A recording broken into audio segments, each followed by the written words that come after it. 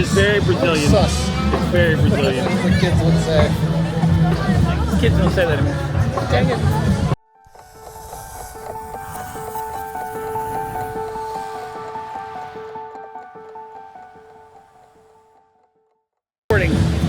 We are still at Seven Seas Food Festival at SeaWorld Orlando. It is the opening weekend. It is the media day also. I've just been to the Brazilian marketplace. They have 29 marketplaces here. Many of them have rotating food. This is one of the rotating items of the Brazilian marketplace. So if you're familiar with Epcot or Universal and their Brazilian marketplace, they do have the cheese bread. That'll be here all the time. Several items like that. But this starts off with something very, very classic Brazilian, and I'm going to try to say it right. The Feijoada, which is a classic Brazilian stew with rice and beans. If you're familiar with being in Brazil, and I worked in Brazil for quite a while, every meal has rice and beans. That's just what they do for a variety of reasons. This looks like a good presentation of it. My concern is from being here yesterday, and I know you can't see this, but the Brazilian market, the Indian market, and the Asian market all have rice-based dishes. Didn't like the rice in Asia. Indian market rice was okay. I don't know if you missed it. It has rice. Yeah. So we're gonna see how this goes. Oh, I need to take some photos on the camera so that we can have this at mainscmagic.com where you can read all about this. Because I hear there are dining reviews every weekday at noon. Every weekday at noon? Every weekday at noon. Even on Christmas Day, there was one. That's amazing. Wow. And there's some bonus ones. There's a napkins just flew. Sorry, I gotta walk to food.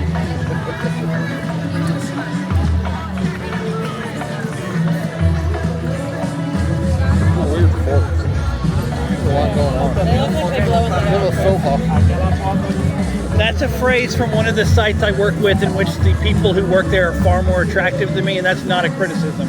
They are. They walk the food all the time. It's a famous story of being at the Edison. They ordered salmon at the Edison on the bottom floor. Took it all the way out to across the street to the STK. Took a photo, brought it all the way back in. That's all I'm saying. It's called walking the That's food. dedication. Okay, let me try this. See if we got all the components. You want to think of it as a stew with rice in it. I'm a little concerned about the rice. Oh, that sausage?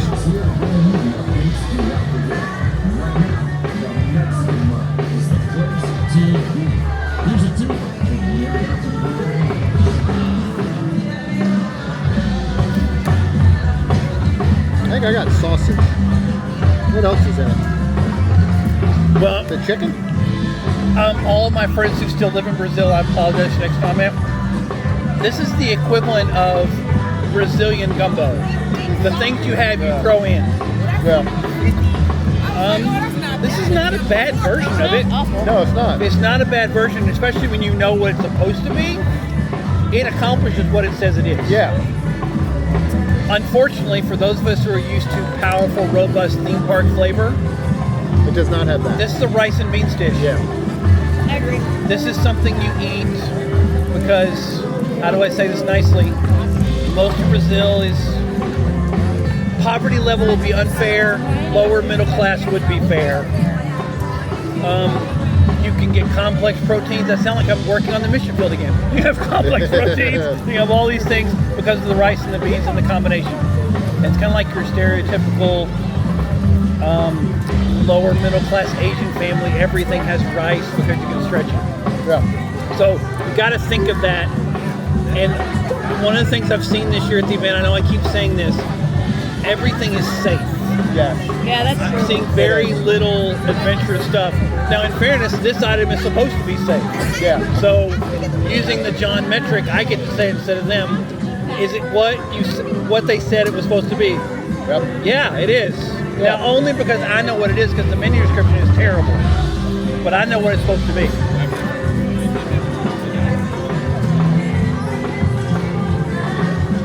I still don't know if that's chicken or pork. Oh, there's a sausage. The chicken? It's, I hadn't really thought about it because I was trying to get other components. I think it's chicken. Yeah. Always chicken. Yeah. I know that because the Brazilian booth is right there. I know you can't see it. Now, watch. See my arm? I'm going to turn it. Indian booth is right there. This is exactly the same shape and texture of the chicken for the butter chicken. Okay. Yep. So what we've done, I want to call them out for it, but I don't know if that's fair. We've taken 3 of our main booths and we've created dishes that were similar. Yep. Which is weird because the General Tso chicken uses breaded chicken. Oh. And these 2 don't. That's surprising, man. You can read about that at mainstreammagic.com. I know you can because I've already published that early. Yeah. I published that last night. It's better than I expected. Yeah, I mean The beans are good. The black beans are good. yeah, everything that's is kind of the forward everything flavor. is prepared. Sausage was good. Yeah. Yeah, everything is prepared properly. It is. Yeah. But the question is, I came to a theme park festival using another one of John's metrics. I know I'm talking in the third person. I think it's second person actually. I always get confused on that. I mess that up in homiletics class. And if you know what homiletics class is, at me at Pastor John Self. I don't know if you want to come to a festival to get something that I don't know that we make this at home. But I don't know if I want to pay for something that's not going to blow me away. How much is this out of pocket? This is $9.99 a la carte. Okay. So this is where you get into trouble. When you get the lanyard, do you want to burn it on something like this? Like, Right. We've done a lot of stuff since the last time Jeremy was recording. We've done a whole tour of SeaWorld. We went past the area where they sell the cupcakes during this festival. They are good cupcakes.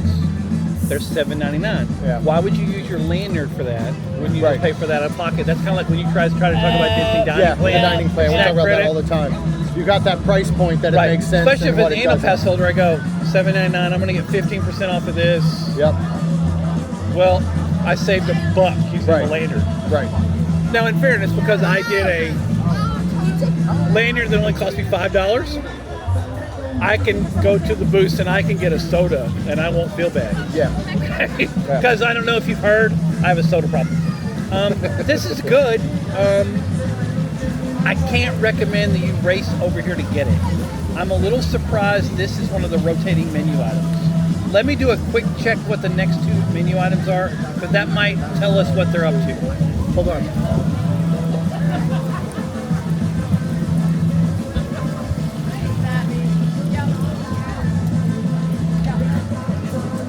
Well, he's driving. He's driving.